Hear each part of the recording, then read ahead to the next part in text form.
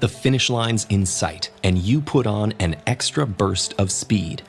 As your legs pick up the pace, your breathing gets deeper, your heart pounds faster, and sweat pours over your skin. How does this substance suddenly materialize, and what exactly is its purpose? There are a number of scenarios that can make us sweat: eating spicy foods, nervousness, and when we're sick. But exercise is probably the most familiar and common. In that case, sweating happens as a response to movement triggered deep inside your cells. As you increase your pace, your muscles work harder, increasing their demand for energy. A process called cellular respiration consumes glucose and oxygen to form ATP, the energy currency of the cell. Much of this process takes place in structures called mitochondria. The more you move, the harder mitochondria work to supply your body with energy. All this work comes at a cost, though. As the cells break down the ATP, they release heat. The heat stimulates temperature sensors throughout your body.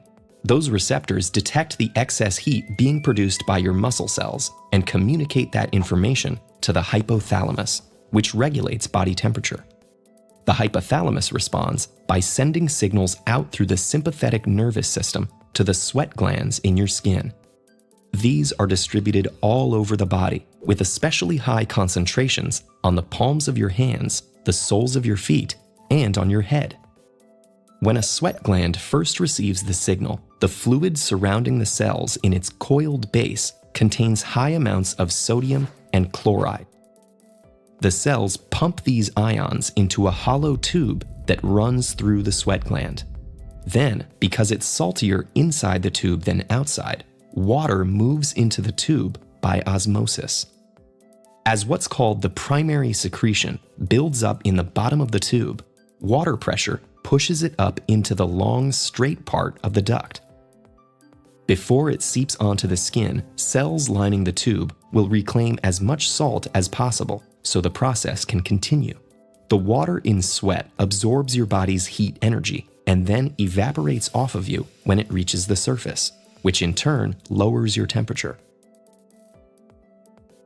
This process, known as evaporative cooling, was an important adaptation for our ancestors.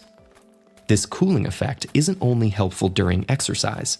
We sweat in many other scenarios too. Eating particularly spicy food makes some people sweat profusely from their faces. That happens because spices trigger the same neural response in the brain that activates temperature receptors, which usually respond to increased heat. Sweating is also part of the fight or flight response, stimulated by stressful scenarios like asking someone on a date or interviewing for a job. This happens because adrenaline stimulates muscle activity and causes blood vessels to widen. Two responses that increase heat and trigger the sweating response. And sweating also occurs when we get sick. When we're feverish, we sweat because infections stimulate the hypothalamus to increase muscle activity, which in turn releases more energy as heat. That increases your overall temperature, a protective mechanism that makes your body less habitable for infectious agents. Like with running, sweating helps your body vent that heat. When the fever's over or you've won your race, your temperature receptors sense the decrease in heat, and the hypothalamus brings your sweating response to an end. In some cases, like after a run, the hypothalamus also signals to your body that you need to replenish the water that you've oozed out. So, when you're pushing yourself to reach that next goal, you can think of sweat as your body's very own calibrator, enabling you to go that extra mile.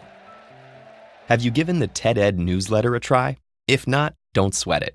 Click here to sign up and receive the week's most unmissable videos, blog posts, and more delivered to your inbox once a week.